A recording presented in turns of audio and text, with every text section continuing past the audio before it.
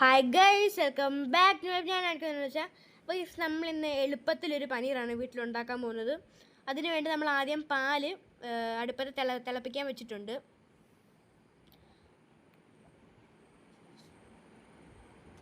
അപ്പോൾ ഗൈസ് തിളച്ച് വരുമ്പോൾ നമ്മൾ നാരങ്ങാനീരാണ് ഒഴിച്ചു കൊടുക്കുന്നത്. നാരങ്ങാനീര് ഒഴിക്കുന്നതൊന്ന് പിരിഞ്ഞ് വരാനാണ്. അപ്പോൾ അത് പിരിഞ്ഞ് വരുന്നിടം വരെ നമുക്കൊന്ന് ജസ്റ്റ് ഒന്ന് വെയിറ്റ് ചെയ്യാം.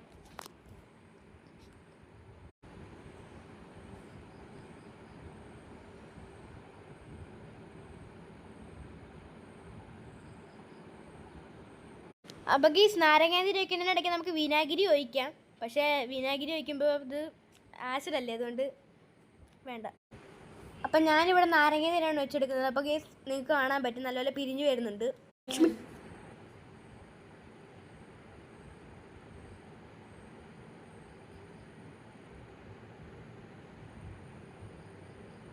അപ്പോൾ ഗീസ് നല്ലപോലെ പിരിഞ്ഞു വരുന്നുണ്ട്. നമ്മൾ ആദ്യം ഒഴിച്ച നാരങ്ങാനീര് പോരെങ്കിൽ വീണ്ടും നമുക്കൊരു ഹാഫ് നാരങ്ങ ഒഴിക്കാം.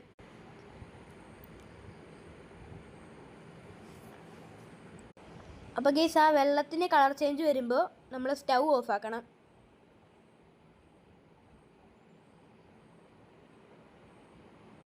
അപ്പോൾ ഗൈസ് ഇപ്പോൾ നമ്മുടെ ആ പാലിൻ്റെ വെള്ളം ചെറിയൊരു യെല്ലോയിഷ് കളറിലോട്ട് വന്നിട്ടുണ്ട്. ഇത് കുറച്ചുകൂടെ വെയിറ്റ് ചെയ്ത് ആ വെള്ള കളറിൽ കാണുന്ന ഫുള്ള് പനീറാണ്.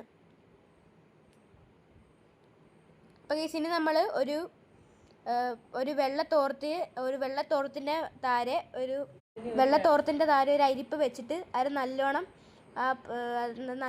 ജസ്റ്റ് ഒന്ന് കഴുകിയെടുക്കുവാണ്. അത് കഴിഞ്ഞിട്ട് നമ്മൾ ആ കഴുകിയെടുത്ത ശേഷം നല്ലോണം പിരിഞ്ഞെടുക്കണം.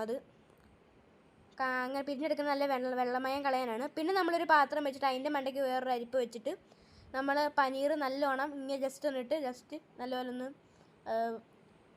പ്രസ് ചെയ്തിട്ട് അതിൻ്റെ മണ്ടയ്ക്ക് നേരെ ഒരു സർക്കിൾ രീതിയിൽ വെക്കണം. കണ്ടോ, ഇപ്പം ഒരു സർക്കിൾ രീതിയിൽ നമ്മളെടുത്ത് വെച്ചിട്ടുണ്ട്.